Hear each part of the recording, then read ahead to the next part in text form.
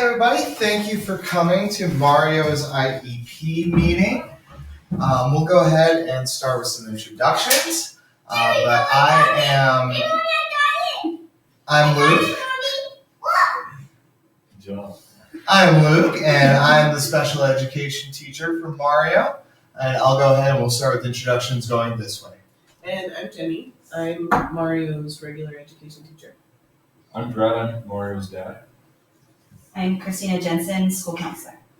Great. Well, thank you all for being here today. As we get started, Brad, the other day, you should have received a copy of Mario's previous IEP, in which we discussed kind of a proposed look of what we want his IEP to be this year. We just wanted to get you that because we're going to be covering a lot of information today, so I hope that you had the chance to review that. But nothing was set in stone with what we gave you the other day.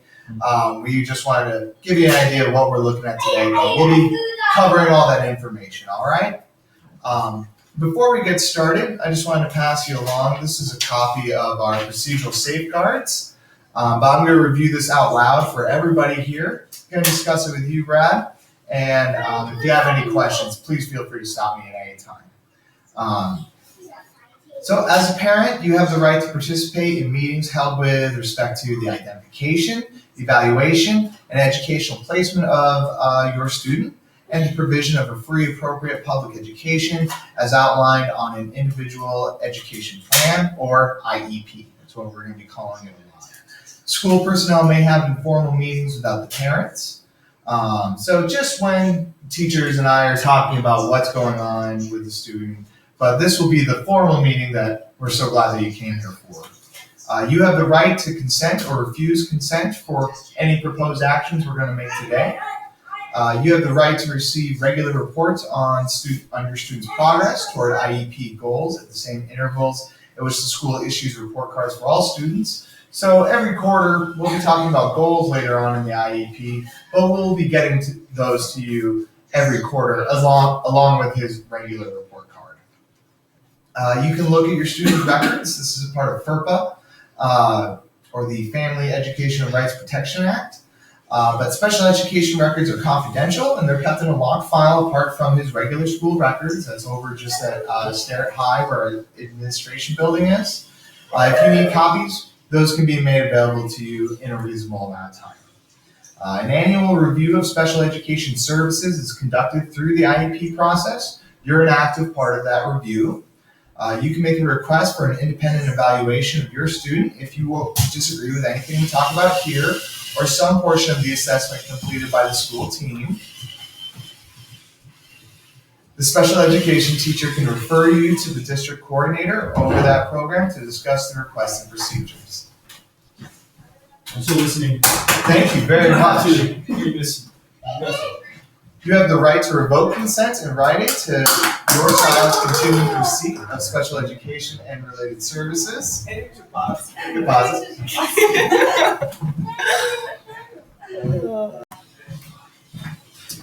So you have the right to revoke consent in writing to your child's continued receipt of special education and related services. Your student has the right to services aimed at appropriate progress in general education and on IEP goals if removed from school for more than 10 school days in response to disciplinary action. So if there was a suspension for in excess of 10 days, we would look to do something different with Mario. Your student can be removed to an alternative setting for no more than 45 days if the student carries a weapon to school, possesses, uses, sells, or solicits the sale of a controlled substance or causes serious bodily injury to another person while at school. These are just some of the parameters that we look at with expulsion for students who are on an IEP. It's a little different, the parameters that we have to work with for these students. We want to make sure your concerns are addressed regarding the special education program for your student. We recommend the following progression. To start with this team right here and any other entities that you know, as well as the principal. You can then move to our district SPED coordinator supervisor. That'd be Mike Harris over at Starrett. The special education director, the district superintendent, which would be Dave Barker, USOE, students at risk. The Wyoming. The Wyoming district superintendent. Yeah, exactly. and any mediation that might follow after that with all of these parties. You can request a due process hearing. This request does need to be in writing to the school district superintendent, and you have a responsibility to inform the school district special education director within 10 business days or 2 weeks if you intend to remove your student from public school and place him in a private school. For all eligibility, we will be looking at eligibility. We'll be talking about some requirements that we got from our school psychologist who couldn't be here today, but I'll be sharing that information with everybody here to make sure that we all understand why we're having the IEP that's still relevant for Mario and that he still needs special education services in order to help him the best in school. Well, and I had given you that team member not attending form to sign to excuse the school psychologist who couldn't be here today. Okay, you remember that? Okay. Thank you very much, Jenny.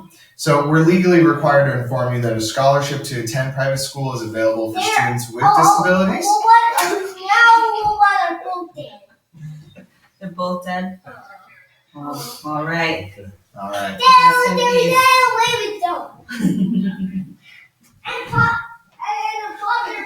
But to attend private school is available for students with disabilities through the Carson Smith Scholarship Program.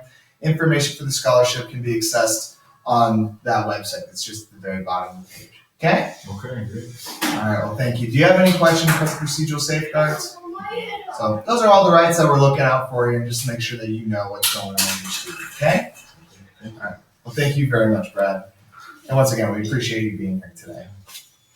Okay, well, let's start talking through Mario's IEP.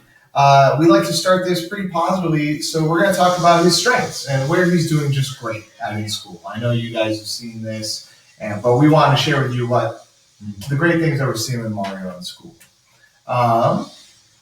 He really excels with hands-on activities. Anytime that you give him something where he can see the workings of it, he really does learn really, really quickly. I find every time that he's able to take something apart or put it back together or see how those parts come together, he learns it really, really well.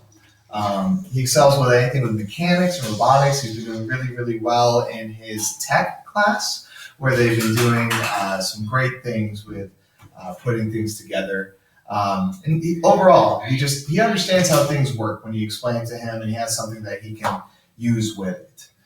Some preferences and interests of his that are really cool that we're looking to gear things towards when he's kind of becoming disinterested in the classroom. We certainly know that he likes his skateboarding. He likes anything that has to do with cars, loves the car magazines. He seems more encouraged to read a little bit more when he's able to look at cars. Anything that involves tools. He loves football, and he's very active. He loves his exercise, and he likes to work out and get himself stronger. So we're seeing those kind of great things in the classroom. Where we do have some concerns, though, is where Mario is able to comprehend at a typical level for a sixth grader. Even information that we are verbally explaining to him, he seems to be struggling with. And we'll talk a little bit more about that and what that looks like. But additionally, we do have some concerns, and we know that you're aware of this, of some of the physical and verbal aggression that he's displayed to some of the other students that has resulted in some of the write-ups, some of the times that he's been sent home early to you. Those would be the occasions. I know we've talked about some of those things, but we're going to kind of talk about a plan today to make sure that that happens less of the time, because all we want to see is that Mario is successful in the classroom and that he's doing his best. So with that, let's talk a little bit more about that comprehension as well as the physical and verbal aggression issue that we're seeing with Mario right now. One of the first things that we're looking at is, as far as comprehension questions for a boy his age in the sixth grade. As of right now, What does that mean, comprehension? when we're looking at comprehension, we're looking at what he understands from written